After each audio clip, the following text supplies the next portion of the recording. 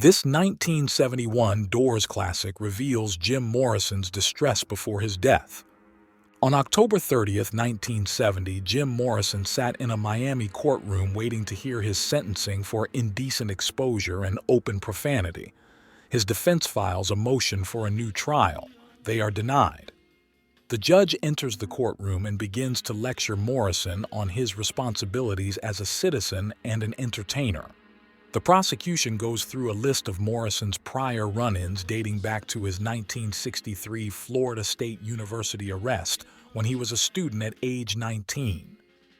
The judge then announces his sentence of 6 months in jail and a $500 fine for indecent exposure and a 60-day sentence for open profanity. He remains free on a $50,000 bond pending his appeal. Less than 4 years earlier, Jim Morrison had released his debut album with The Doors, which included their first #1 single, Light My Fire. During this short time, he is arrested 4 times between the release of The Doors' debut album and his Miami conviction, all alcohol-related incidents. The media scrutiny followed him no matter what he did, at times mocking the rock icon that they had not so long ago revered. The public had never seen such a dramatic rise and swift downfall. A singer, songwriter, poet, free thinker, and now a convicted criminal, fame had been a curse for the conflicted Jim Morrison. A heaviness will set in and leave the legendary Doors frontman in turmoil.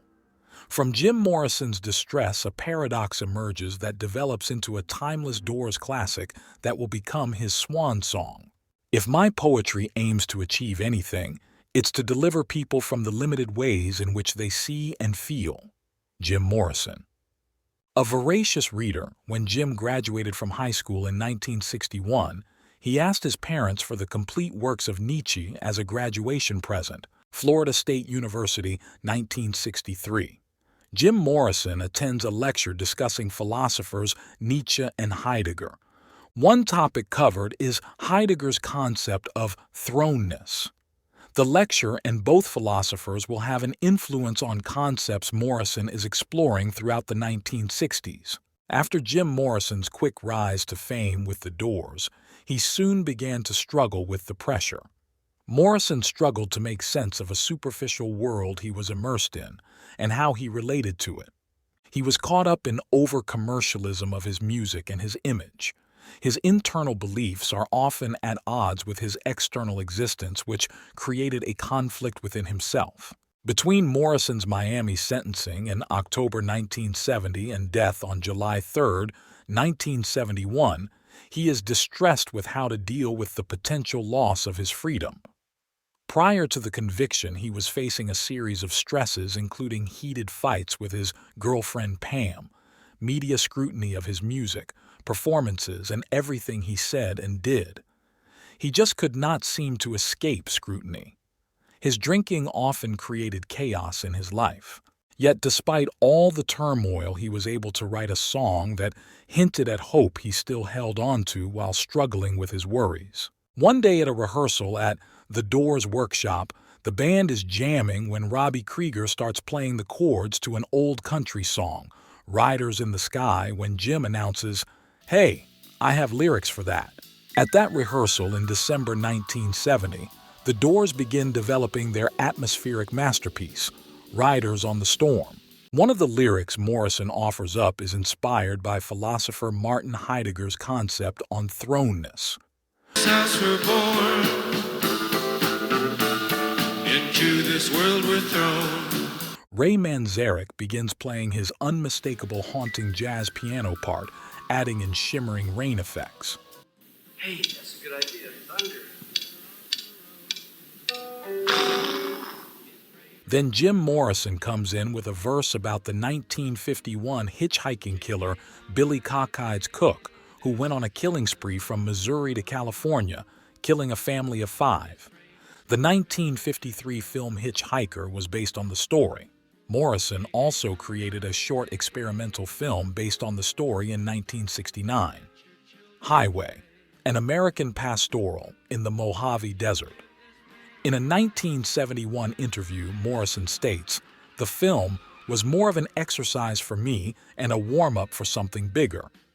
There's a killer on the road. His brain is squirming like a toad. Hey, wait a minute. Are we serious now? Are we serious? This is take 10 now. Never be take 10 again. Then, Jim's lyrics change course from killing to love. He references his relationship with Pam and his feeling of hope for their life together, which is very revealing as to his deepest beliefs about their future. He is pleading with her to make him understand, indicating he wants the relationship to work out. Another optimistic reference as he knows they will soon be starting over in Paris. Take him by the hand. Make him understand. His lines, "Let your children play" and "Take a long holiday," are a way of balancing out the darkness of the rest of the song, revealing he values these joys of life which may be taken from him soon. Let your children play. So while Riders on the Storm has an ominous feeling to it, especially considering it was recorded just 6 months before Jim's death and a couple of months after his conviction, Jim seems to also be hinting at a renewed perspective, teetering back and forth between a story about a hitchhiking killer and living. Ray later said, Jim was way ahead of his time in 1970, but he was pulled in 2 directions writing it. He didn't want the song to be just about a killer hitchhiker. The last verse, "The world on you depends, our life will never end, you gotta love your man," it becomes a very spiritual song. You won't still occupy this body, but the essential life will never end, and love is the answer to all things. It gives the song a different perspective. The world on you depends, our life will never end. All right, Riders on the Storm, take 10. Mark that. I'm interested in anything about revolt, disorder, chaos, especially activity that appears to have no meaning. It seems to me to be the road toward freedom. Jim Morrison.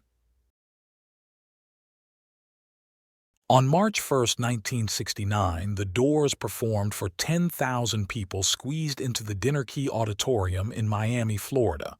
On stage, the Doors performed their typical hypnotic set, despite Jim's obvious intoxication, which you will hear shortly. During the performance, Jim is heard encouraging the audience to undress and come on stage uttering lewd suggestions. Jim is arrested the following day on multiple counts of indecent exposure and profanity. The Doors' road manager, Vince Trainer, along with members of the band, insisted that Morrison did not expose himself on stage that night. "He didn't do it," said Densmore in 2010. "I was there. If Jim had done it, I would have known. There were hundreds of photographs taken, tons of cops, and no evidence. Yeah, Jim was a drunk and a sensational, crazy guy, but he also was a great artist, and I want him to be remembered for the art as well as the craziness." Ray also backed Morrison. "It never actually happened. It was mass hypnosis." With 10,000 people in attendance snapping photos throughout the night, not a single person is able to produce a photo of Jim exposing himself as the charges state. Here is an audio recording of the night, and you can decide for yourself. Take it without no good love. Love, I want some love me sweet. Come on. Ain't nobody gonna love my ass. Come on. I need you. There's so many of you out there. Nobody's gonna love me, sweetheart. Come on. All right. Hey, there's a bunch of people way back there that I didn't even notice. Hey, how about 50 or 60 you people come up here and love my ass? Come on. Yeah. I love you. Come on. The trial began on August 20th, 1970, and lasted for 40 days before Morrison was ultimately convicted. He was allowed to remain free and headed back to California to finish working with the rest of the Doors on the album L.A. Woman. Given the fact that Jim was most likely wrongly convicted and sentenced to prison, and being Jim Morrison, a freewheeling rock icon, it's easy to understand his distress. He knows he is being made an example of, and he knows prison will be no different. When faced with freedom being taken from him, suddenly love of the simple pleasures of life become crystal clear. I like any reaction I can get with my music, just anything to get people to think. Jim Morrison. Morrison's line referencing thrownness and then love in the context of looming jail time and his decision to leave for Paris is quite telling. First, on thrownness. Heidegger's line to describe humans' individual existences as being thrown into the world, finding themselves in a particular context without having chosen it. The context includes the physical environment, historical moment in time, cultural and social conditions since birth that shape our experience. Have you ever felt that you were born in the wrong time or wrong place? Heidegger recognizes that we often feel alienated from the context in which we are thrown into. Instead of embracing it, we feel estranged from it. An influence on Heidegger, Nietzsche, and Camus was Dostoevsky, certainly another influence on Morrison. In The Idiot, Prince Mishkin tells a story of a man's last-minute reprieve from execution, drawn from Dostoevsky's own experience as being sentenced to execution at age 27, after being accused of conspiring against Tsar Nicholas I. He then discovers the extraordinary value of life as revealed in the moment of imminent death. The most terrible realization for the condemned man, according to Mishkin, is that of a wasted life, and he is consumed by the desperate desire for another chance. The prince himself has awoken to the joyous wonder of life, and all his words, moral choices, and relations with others are guided by this fundamental insight. In Albert Camus' book, The Stranger, after being sentenced to death for murder, the misunderstood Mayor So is found yelling at the jail chaplain. He is emptied of all hope and thoughts of escape or a successful appeal, so he manages to open his heart to the benign indifference of the universe and decides that he has been, and still is, happy. His indifference to the universe makes him feel like he belongs to it. A renewed appreciation for life may have been on Morrison's mind when deciding to leave for Paris, and that's what came to the surface when writing Riders on the Storm.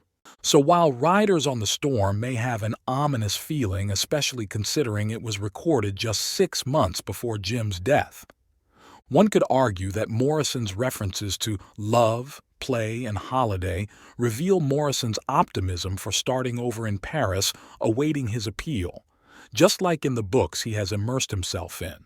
The Idiot and the Stranger, Morrison has a new appreciation for life once the prospect of losing freedom is taken away. Life is a gift. Life is happiness. Each minute could be an eternity of bliss. Dostoevsky after being saved from execution. Riders on the Storm was released in June 1971. Jim Morrison died in Paris July 3, 1971 at age 27.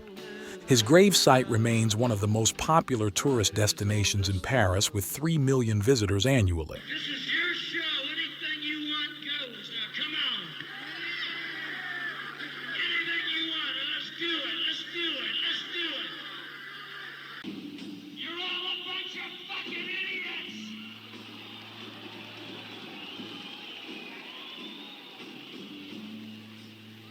Letting people tell you what you're gonna do. Letting people push you around. How long do you think it's gonna last? How long are you gonna let it go on? How long are you gonna let them push you around? Maybe you love getting pushed around.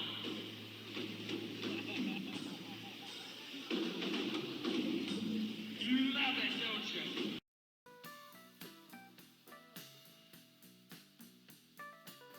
I guess would be the same things they've always celebrated, just kind of a joy of existence, self-discovery, freedom, that kind of thing. Well, there's always been a generation gap in every age, but the gap now seems to be much more of a definite cleavage. The young people today seem to feel and think differently. Mm-hmm. What do you think has brought this about? Well, possibly it could have a strictly sociological basis. It could be the so-called generation gap could be a result of just larger numbers of young people. I think it happened after World War II. I think it's something like over half the population of the United States now is under 18 years of age, something like that. Politically and philosophically, the young people now seem to feel very definite ideas about the establishment, mm-hmm. old systems of governing people, and moral attitudes. Yeah.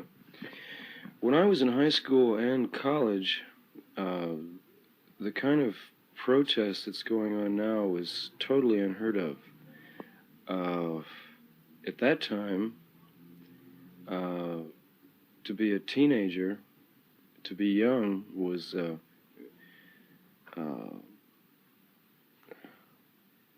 really nothing. It was kind of a limbo state.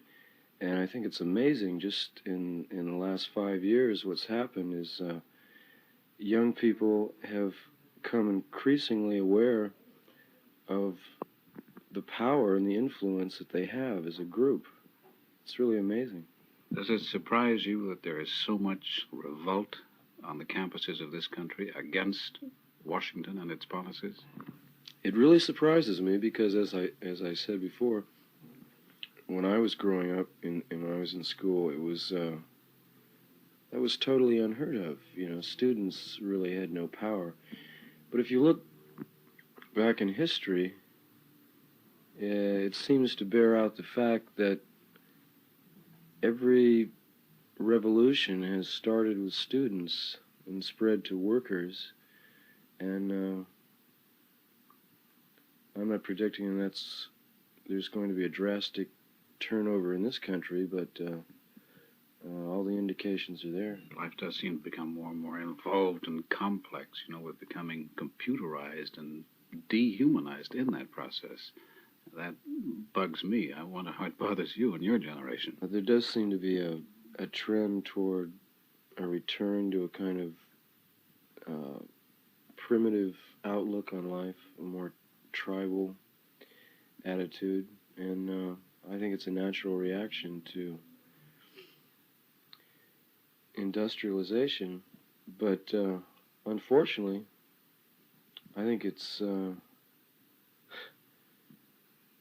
kind of naive, because I think the future is going to become increasingly mechanized, computerized, as you call it, and I don't think there's any turning back. It's just figuring out a way to survive and thrive in that kind of society.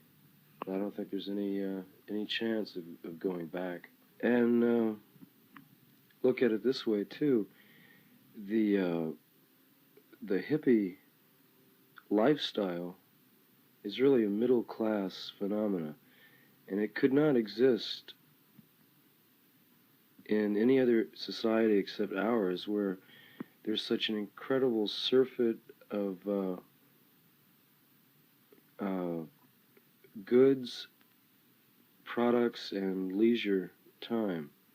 I think that's the reason for it, because the generations immediately preceding ours had world wars and depressions to contend with, and for the last 10 or 15 years in this country, it's there's time enough and there's money enough to live a kind of a flagrant, outrageous lifestyle, which was impossible before.